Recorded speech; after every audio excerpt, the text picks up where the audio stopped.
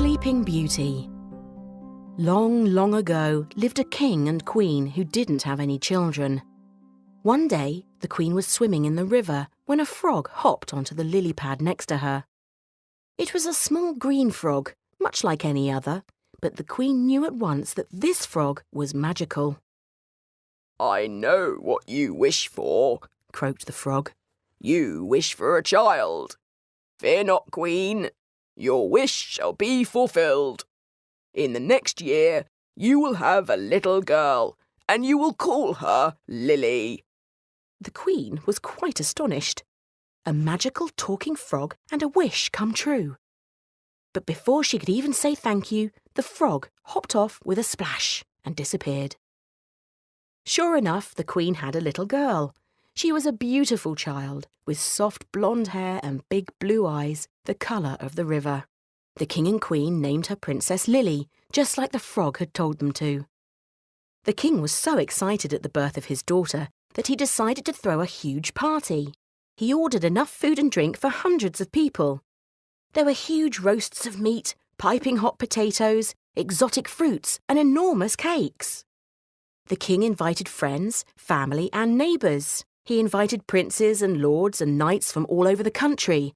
He invited 5 good fairies so that they could give the princess their blessings.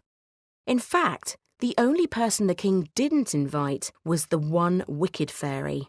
Everybody knew that she was mean and spiteful. The king didn't want anyone like that around his precious daughter. The 5 good fairies arrived on soft fluttering wings. When the feasting was over, they lined up to give their blessings. The first fairy gave the gift of health. The second fairy gave the gift of joy. The third fairy blessed the princess with wisdom. The fourth fairy gave friendship. The fifth fairy was about to speak when, bang! A huge puff of pink smoke went off beside the royal crib.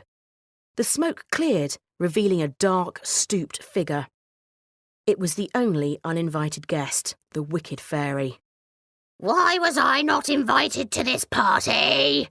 said the fairy in a loud, booming voice. What?" squeaked the king. Your invitation must have got lost in the post." "Don't think you can fool me, old man," said the fairy. "I know that you don't want me here. It is a great insult not to be invited, but I shall get my revenge. The other fairies will have blessed the beautiful Ickle Princess, but I shall put a curse on her. When she is 18 years old, the princess will prick her finger and fall down dead." The fairy threw back her head and laughed with glee. Then she clapped her hands, clap, and disappeared in another cloud of smoke. Everyone at the party was devastated. The king collapsed into his throne. The queen gathered her daughter in her arms and wept. All around the room, people were sobbing and wailing. But then the fifth fairy stepped forwards. "Ahem," she said. "I have not given my blessing yet." The king and queen looked up. Maybe there was some hope after all. "The wicked fairy has strong magic, and I cannot undo her curse. Everyone knows that a fairy's curse is impossible to break or undo. But my magic is strong too, and I can help. With my blessing, I can save the princess. She will not die when she pricks her finger. Instead, she will fall into a deep sleep that will last for 100 years. The fairy stepped up to the baby's cot and wove her magic blessing. The king and queen thanked her, and the party broke up. Over the years, the king and queen watched as the fairy's blessings came true. Princess Lily grew up to be strong, happy, clever, and, above all, a great friend. Everyone in the kingdom loved her. As her 18th birthday drew near, the king and queen became desperate to protect their daughter from the wicked fairy's curse. They had to stop the princess from pricking her finger. The king ordered every needle in the kingdom to be destroyed. But even this was not enough. On the morning of her 18th birthday, the princess woke up bright and early. Nobody else was awake yet, so she decided to take a walk in the palace gardens. The roses were beautiful at this time of year and always smelt sweetest in the mornings. As the princess was walking, a pretty little bird swooped overhead. It had gold wings, a silver tail, and a bright red head, like a jewel. "Hello, bird," said the princess. "It is my birthday today." The bird tweeted back at her, then swooped down onto her shoulder. In its beak, it clasped a beautiful blood-red rose.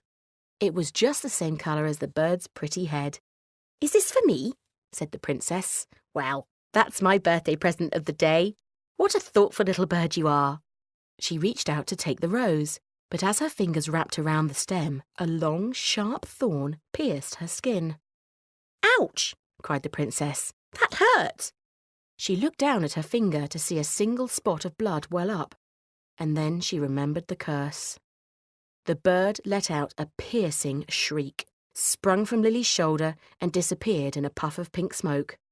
It had not been the bird at all, but the wicked fairy in disguise. The princess walked back to her room in a daze. She climbed into bed, lay down her head, and at once fell into a deep, deep sleep. All over the castle, people fell asleep where they were. The king fell asleep on his throne. The queen nodded off in the bath. The cook started snoring as he stirred a pot. The horses nodded off in the stables, and the doves fell asleep on the roof. Years and years went by. The hedges around the castle grew tall and wild without any gardeners to tend to them. The stone walls crumbled, and grass sprung up between the tiles of the courtyard. Beyond the castle walls, stories were told about a beautiful princess in an enchanted sleep. Not many people believed the stories. They had forgotten all about the wicked fairy and her curse. But one young man believed the stories. He was a handsome prince, with dark hair and eyes as green as a frog. One day he announced to his friends, "I will set out to find the princess. I will save her from the curse." His friends all laughed at him. "Those stories are nonsense," they said. "There is no princess in that old castle." But the prince was determined. He saddled up his horse and set out at once. His friends reluctantly followed. They didn't believe in magic or fairies or curses, but didn't want to miss out on an adventure. When the prince reached the castle walls, he found his way was barred. Huge thorny roses covered the castle walls and hid the entrance from view. The prince and his friends drew their swords and hacked away at the plants. Eventually, they reached the gate and stumbled into the courtyard. It was just like the stories said it would be. Every single person in the castle was fast asleep. The prince's friends were afraid. "There is a strange magic here. Let's leave," they pleaded. "Not now," said the prince. "If the stories are true, then I have to find the princess and save her. We must head for the tallest tower. That is where she will be." The prince carefully stepped over the sleeping guard dogs. He passed the throne where the king was softly snoring. He passed servants asleep on the stairs where they stood. He climbed up the spiral stairs that led to the top of the tallest tower, and there he found the princess. She was peacefully sleeping, and was every bit as beautiful as the stories had said. Her golden hair was curled around her shoulders. She had soft, rosy cheeks and blood-red lips. The prince knew at once that he was in love. He could never leave the princess there. He leaned forwards and gave the princess a soft kiss. Her eyes fluttered open and fixed on his. At that moment, the rest of the palace sprung to life. No one had any idea that they'd been asleep for 100 years. The king and queen were overjoyed that their daughter was alive and that she had fallen in love.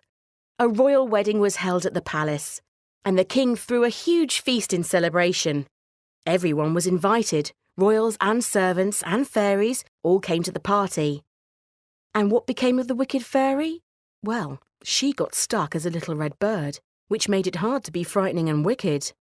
In time, she learned to be kind and generous, so the other fairies forgave her and turned her back into a fairy, and everyone lived happily ever after. The end.